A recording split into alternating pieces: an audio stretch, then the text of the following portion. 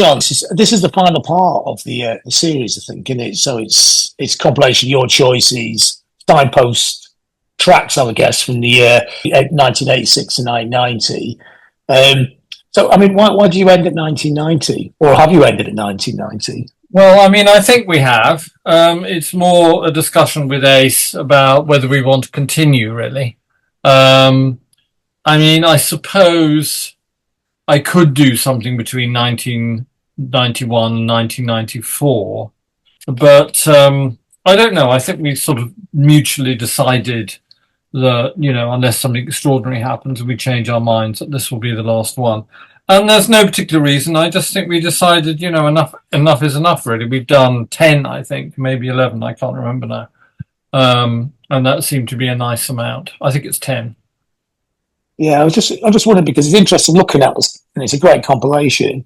But already there's very much a fracturing of pop culture. It's so diverse, the music that's on this. I wonder if it's even possible to get, post 1990, when it gets more and more diverse. It's hard to find a narrative in it, isn't it? Well, it might be. I mean, of course, one could put on, EPs by Aphex and a bit of kind of that, early electronica stuff, and then you'd put in stuff. You probably wouldn't get Nirvana, which would be a key loss. And there'd be a couple of, there'd be Black Hole Sun by what they call Soundgarden. Soundgarden. So it'd be possible to put something, and then you got very early Britpop. But I think what struck me in doing the track listing for this is that I went from one phase to the other, really. There's two things that aren't really captured because we couldn't get the rights. And this is the great thing about Ace, is that they're completely legal and they do everything properly. And, Liz Buckley, I work with there on the rights, and she's incredibly meticulous and thorough. She's great. And we don't bootleg. And so, the main problems we had, which in fact was good because it pushed me further to really go back into that period, were we couldn't get early house, which I was really pissed off about. We couldn't get anything from DJ International or I think Tracks, because I was listening to a lot of that stuff in 86, 87. And then we couldn't get My Bloody Valentine for some reason, which I was really upset about because they were one of my key groups towards, in the latter half of the comp, really.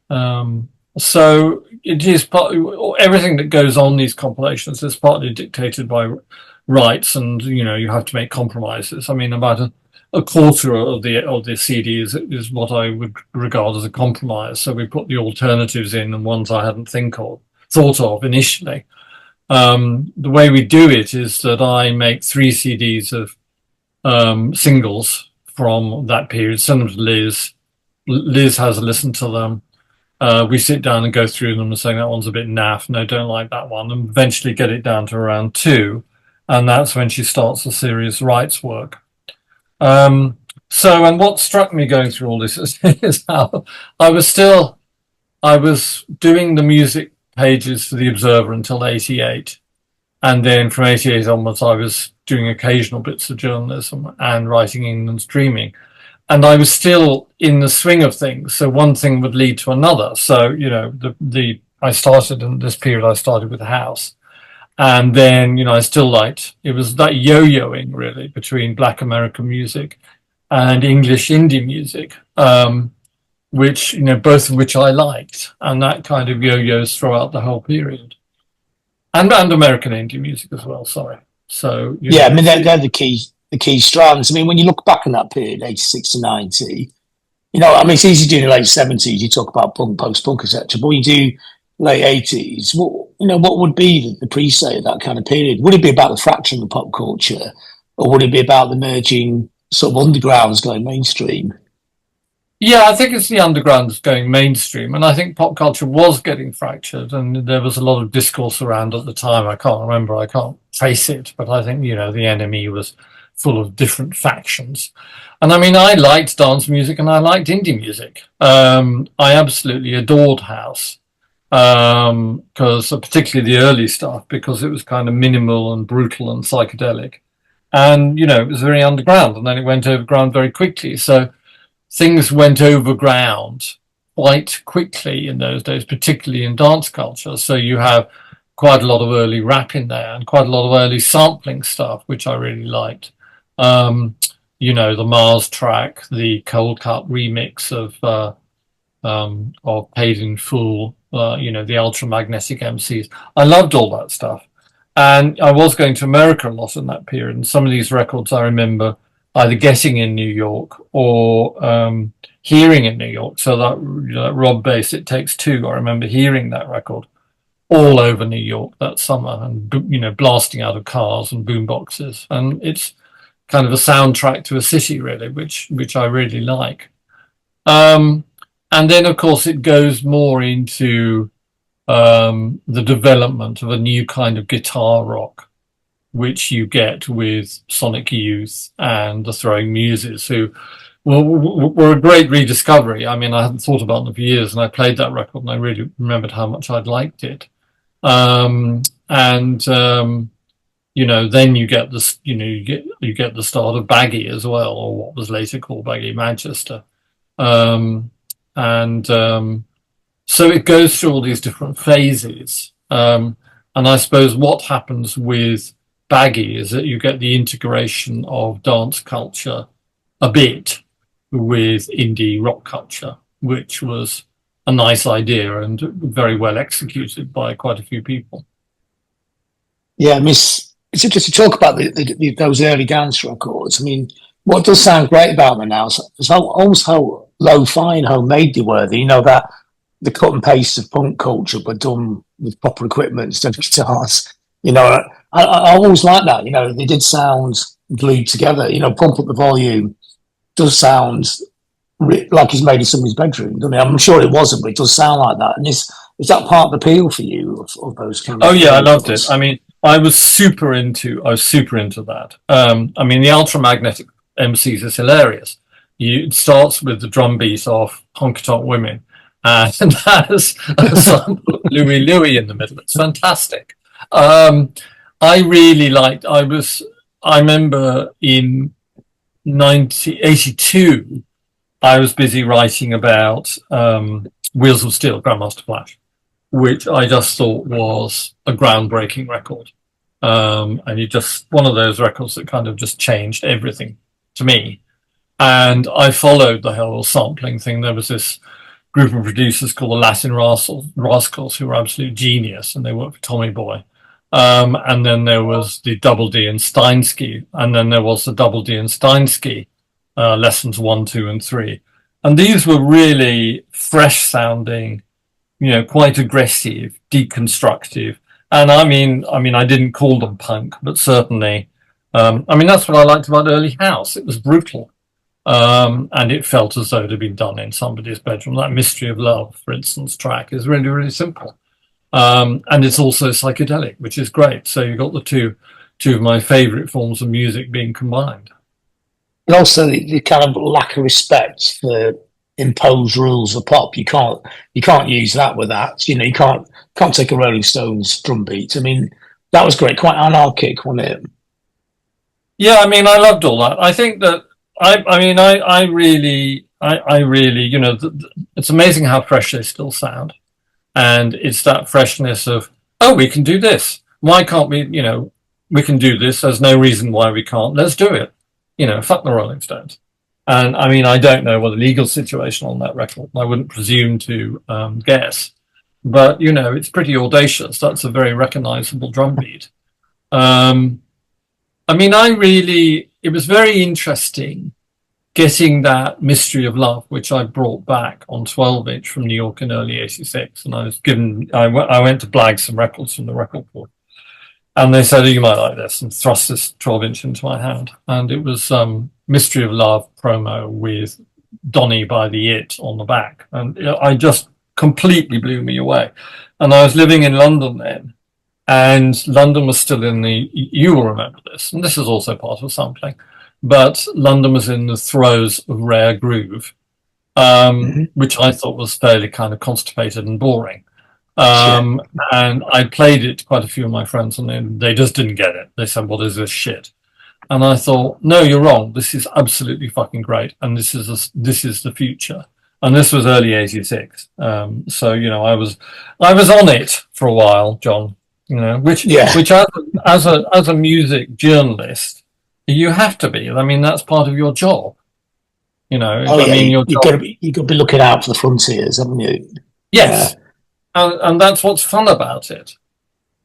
You know, Do you what's think new, what? what's coming Yeah. up. So this is still a period when I was looking for what's new, which I don't anymore because it's 40 years later. I mean, part of what's interesting about the late 80s also is like the early 80s, all the new tech coming in, which was great, but it all seemed very rigid, like certain sounds. It didn't really change. Once they made the change, it stayed in the same place. And what's good about the late 80s, I thought, was, like we just said a minute ago, was that deconstruction of it, and it got more homemade, and it got more back into the hands of the Mavericks. And do you think that's an underlying part of that period that makes it interesting? Yes, very much so. I mean, it was a reaction also. Don't forget how awful 84, I mean, 85 wasn't awful because you still had a lot of high energy and, it was very gay. You know, Bronski beat and all that kind of stuff. But 85 and 86 were pretty grim, certainly in terms of rock music, because it was the post-Live Aid factor. And suddenly you had all those Phil Collins LPs. Well, I'm sure Phil Collins has his fans, but I'm not one of them. And I really didn't like that kind of sound. And Dire Straits and all that kind of stuff. I really did not like the mainstream rock music of the time. I just thought it was really boring, largely because it was a previous generation of people suddenly kind of getting relevant again, which was one of the major after effects of Live Aid. So, and there were in 86, for instance, there were very few rock groups. I mean, I've always liked to rock. And there were the two best. There were three rock groups that I really liked in '86, and that was it. That was Husker Du and REM and the Smiths. And apart from very early Sonic Youth, there wasn't much else. Funnily enough, I've been listening to those early Sonic Youth records, and they really sound great. I played "Confusion Is Sex" the other night. I saw their first gig in London. I saw them at the venue. And I remember and I remember Thurston, they were really good. And I remember Thurston Moore, sort of 2/3 of the way through the set, got so excited he smashed his guitar, and then spent the remaining, few songs wandering around stage looking lost, which I thought was pretty cool. Not like the year after we had about 15 guitars with him. No, it was all, that was, I mean, I enjoyed all that. I liked the American resurgence as well. Yeah, it was mainly driven by the American bands, wasn't it? Like almost like a post punk scene, post hardcore, whatever, coming out of America. When in a weird way, it's kind of taking the energy intensity punk, but also going back to like Dinosaur did to Neil Young as well, looking at older records, but somehow vamping them up for late 80s, isn't it? Yeah, I never got the replacements, John. That really passed me by. Yeah, they all seem like an American bar band to me. But I was saying Dinosaur though took it just. Dinosaur were great. Sonic Youth were great. Who else was great? I really like Throwing Muses actually. I really like some of Kristen Hirsch's solo stuff. I thought she was great. I mean, what was driving that American resurgence? I mean, these bands, it's pre-internet. They didn't really know each other, did they? I mean, they're all doing quite interesting things. They're like making a new rock that actually didn't hark back. Of course, he had influences of the past, but it sounded of that kind of time, of the present, didn't it? So, was there something going on there that was quite interesting? That I've not It was spotted? probably college rock. It was probably under the banner of college rock. Mm-hmm. That's what I remember at the time. REM would be college rock. Because the college DJs, because they were gatekeeping it, they were driving it. Yeah. I presume so. It seemed a pretty kind of paltry name to call it, but because it was much better than the idea of that, really. But yeah, it was great going back. I mean, did we put REM? Did we put REM on the comp? I can't remember. I don't think we got them. I wanted to put something from Green. I wanted to put "I Could Turn You Inside Out," which I really liked. Yeah, they're not on here, but I mean, that's probably because the right thing. But you've got Husker Du on here, and you've got Dinosaur. I would say, probably arguably, Freak Scene is the great record from that period. Yes, I saw REM, I went to interview them and I saw I think at least one date, maybe 2 dates of their Green tour in America. And it was really, really great. I interviewed them for the Observer. And that was a big, that was a big cover story of the magazine, which is great. So I was still doing this kind of stuff in that period, still acting as a rock journo, John. Yeah. When in the days you got paid. Yeah. Yeah, in the days when you got paid. It's great. You got a Cameo on there, Word Up, which is in some ways it's like an early 80s record, sonically, but in a weird way, it isn't at all, is it? It doesn't sound like the new sort of DIY cut up kind of dance music coming in. It's very well produced. It's a big sounding record, but it's a great record, isn't it? It's a standalone track, really, isn't it? I was turned on to Cameo by Margie Clark's sister, and I remember going up to have lunch with Margie at her parents' house in oh God, what's the place? The big council estate in the northeast of Liverpool. I've lost the Bootle. Sorry? No. Oh, no. Fucking hell. Anyway, I went up to have lunch with her and she was playing She's Strange by Cameo, which I thought was just fantastic. And then I really liked Single Life as well. And I went to see Cameo when they were promoting Word Up. And of course, it was the codpiece period. Larry Blackman had that red codpiece. And I just seen Prince, and I have to say, people will scream, but I enjoyed Cameo much more than Prince because I found Prince cold. He was absolutely brilliant, but cold. And Blackman were really funny, warm, sexy. I thought they were terrific. So, I kind of had that. It's just hearing records and following it, and these are records I genuinely liked, all of them. And it's nice. I've always listened, not so much now because I'm getting old, but I've always listened to a diversity of music. And I'm always, certainly from the early 80s on, I really got back into dance music of various forms, particularly Black American dance music. The compilation like this, is it more of a snapshot of your taste or a snapshot of that period or a combination of the two? You're kind of hoping that, to provide like a portal, like the Blue Peter Garden, when you find a little canister, that people go, oh yeah, this is the 80s, or is it very much Jon Savage's late 80s? Well, I hope it's both, but basically it begins as my late 80s, and hopefully it resonates a bit more than that. But you do these things. You're a cultural producer, John. You know what it's like. You do these things, and you try and make them as good as you can in terms of your own integrity and your own taste and what you like and what you're obsessed with, and then you put them out and hopefully they work. It's as simple as that, really. I've enjoyed doing the whole series, and this period actually was much more fertile than the previous one. I had to dig a bit deep, but I really, really enjoyed putting it together, and I played it a lot. I've actually played the CDs. I got a CD the other day and I played it a lot. So as far as I'm concerned, it really works. How do you even work out the running order? Does it matter how it runs, or do you agonize over that? No, it's chronological. Oh, is it? Okay, that's cheating. It's pretty strictly chronological.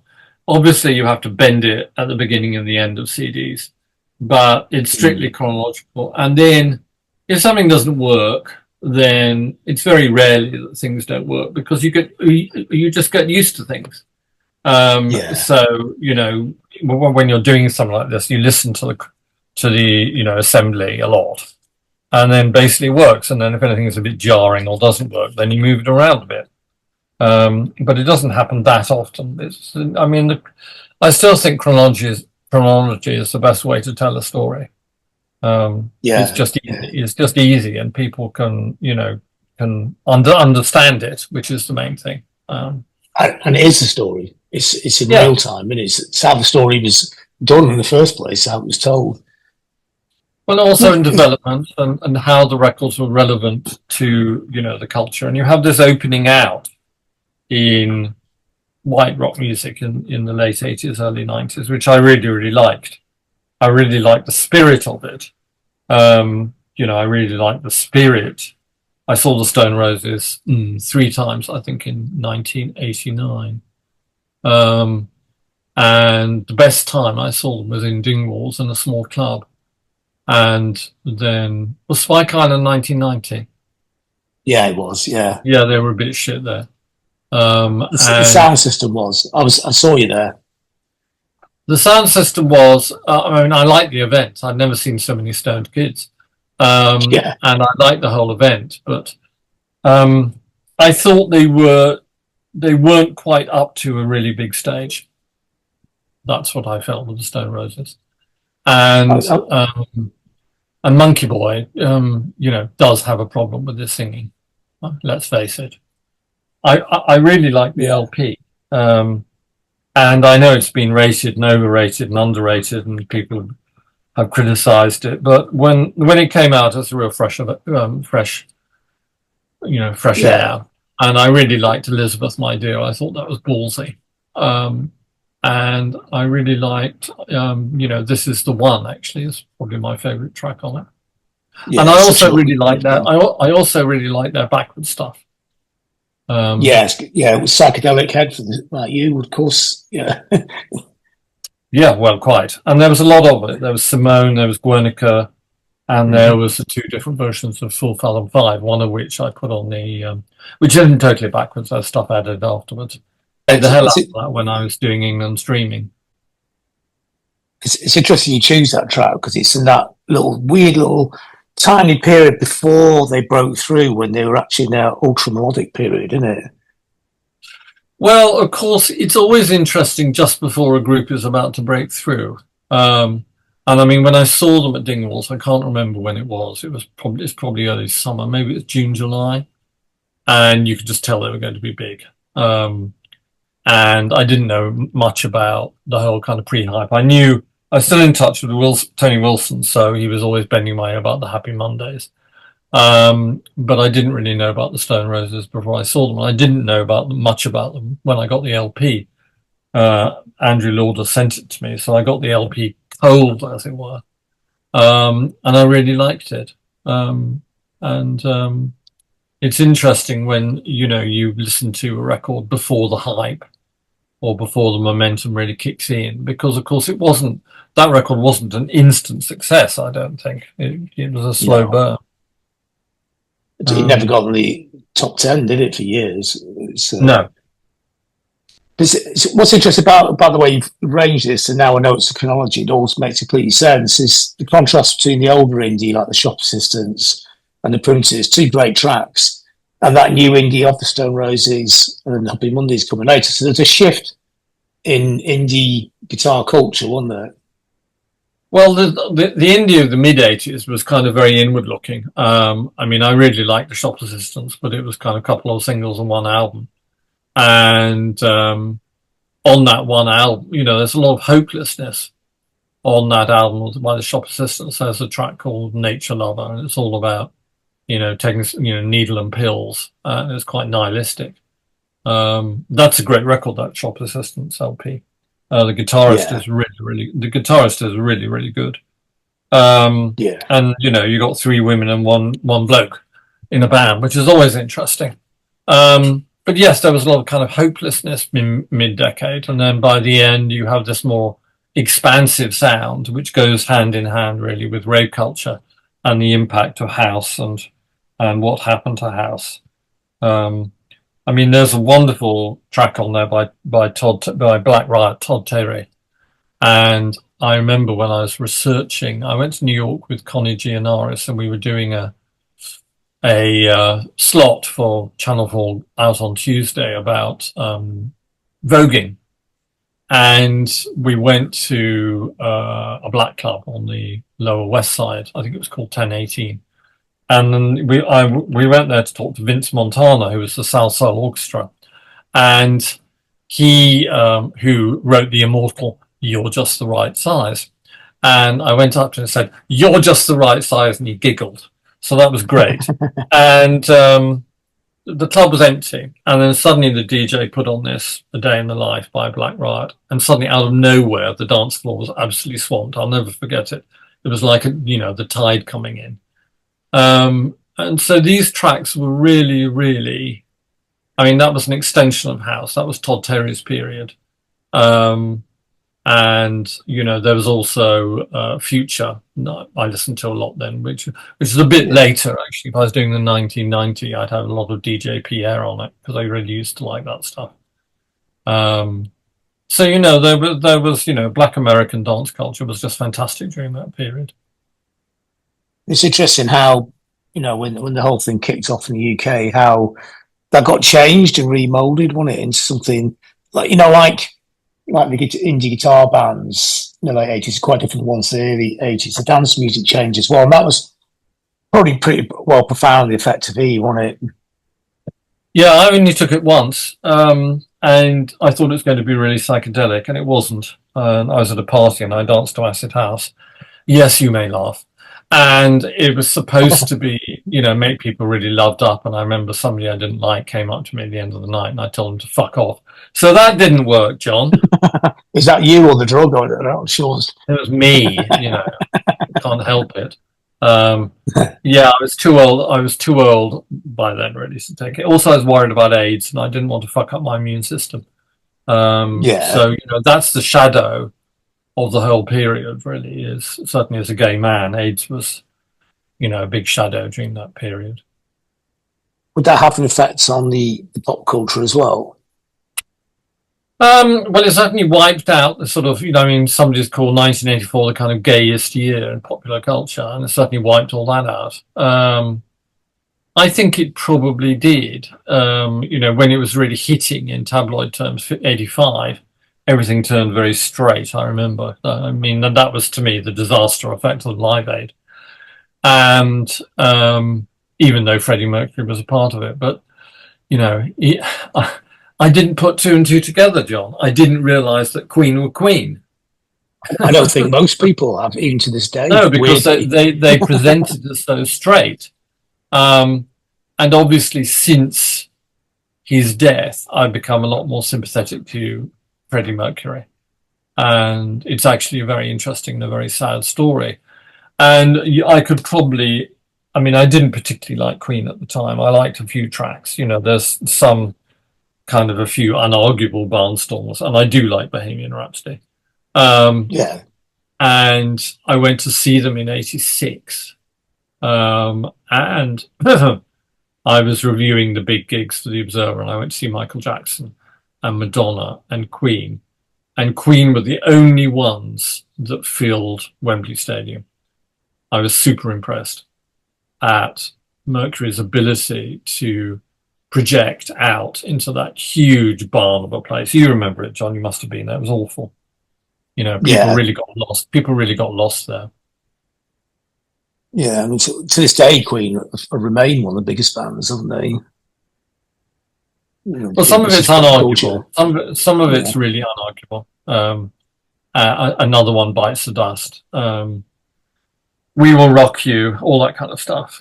Somebody to Love. I Want to Break Free. All of them are great records. And, the Sun City thing where they played, broke the embargo is unfortunate. And a lot of people, have never let that go. And it's certainly worth mentioning. But, they are unarguable, really.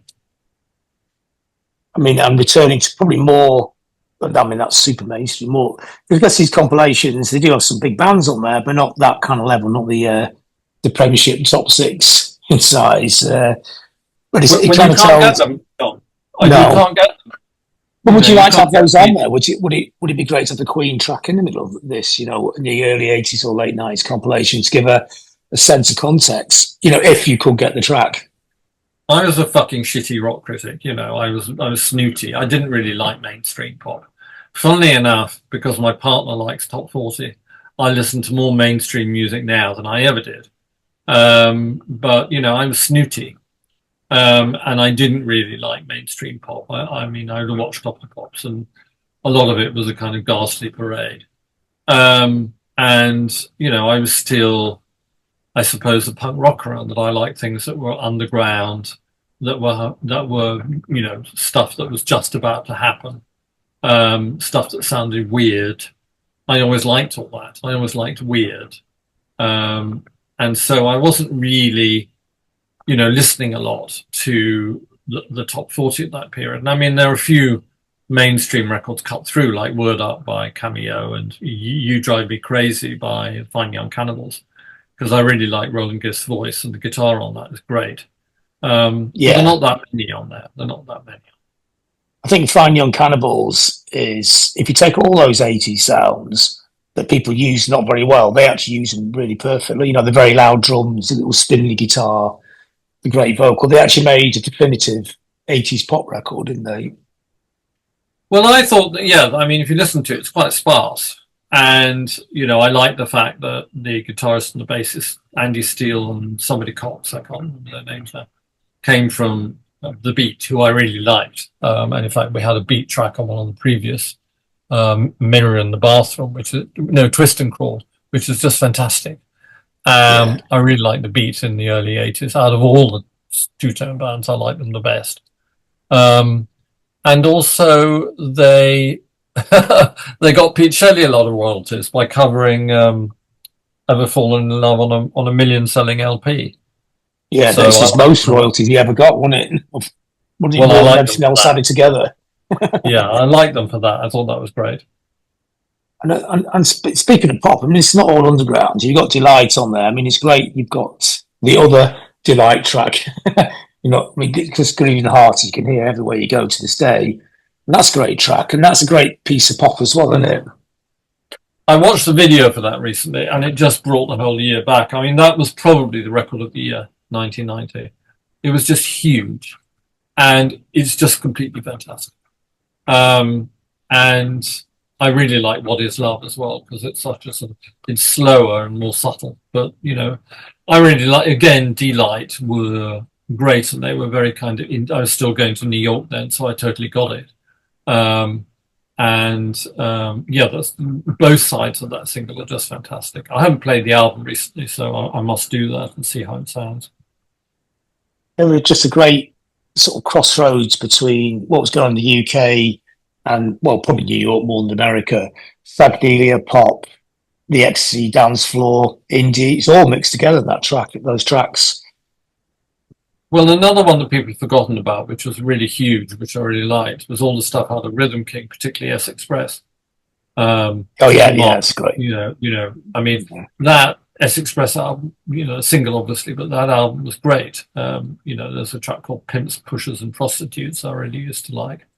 And, there was a mantra for a state of mind. And then they also had was it Bomb the Bass? I think it was Bomb the Bass. And they also had, who I really liked as well, Baby Ford. I think I did look at including Baby Ford, but he was just out of the, Uchi Kuchi, FU, etc., and Children of the Revolution.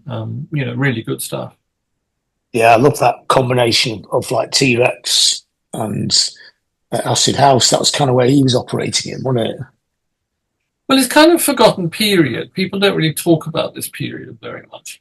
Britpop takes up. I mean, I have to say, I'm super pleased at how the Oasis shows have gone.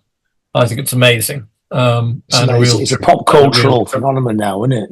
Yeah. Well, absolutely, and it's great. But Britpop takes up all the air, really. And I think that's a bit of a shame, because once you get past Oasis and Pulp, I never really liked Blur, and Elastica, there's not an enormous amount there.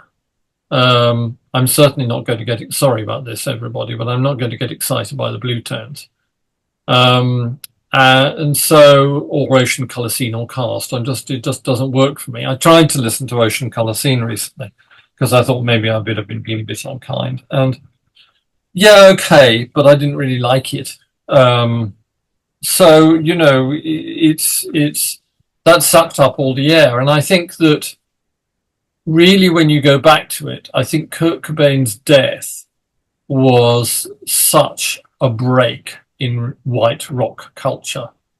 It's very hard for people to go back before that at the minute.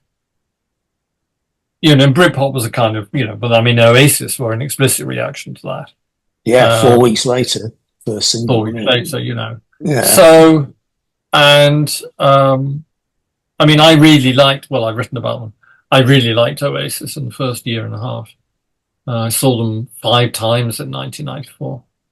What's interesting about Oasis is that they're not as linear as people think. I mean, Noel Gallagher comes out of very much what you got in your compilation. You know, he still loves the Hacienda classics. He still loves, you know, these old school rock, but also contemporary rock as well. You know, so I think he'd like your compilation. Well, I hope so. I mean, I really liked Columbia. I thought that was a really good idea to match the kind of relentlessness of house music with rock music, and I really like their version of. I mean, I really like the first LP, and I like their version of a lot of the B sides, and some might say it was the absolute pinnacle for me. Yeah, really great song. Fantastic So, record. We've got so 1.5 minutes left, John. yeah, I know. I just noticed that. So I think, well, I guess I've got everything I need there, John. Unless I mean, we've summed it up. So thanks for your time there. Yeah. That's great. Well, thank you, John. It's great to have some. It's Yeah, great to talk to you, obviously, and congratulations on your Oasis book. Did you go and see the gigs? I went to two Heaton Parks and they were really great. Really, just really great. Three guitars and Liam's voice sounding best I've ever heard it. And the atmosphere just shows how important pop music is to people. It's a great place to be. Well, That, and also Oasis are the last band that really mattered on a national level, and yeah, even more so than Blur. And that I think yeah. is another reason why people love them. They really cut through. They really resonated, and good luck to them. I think it's great.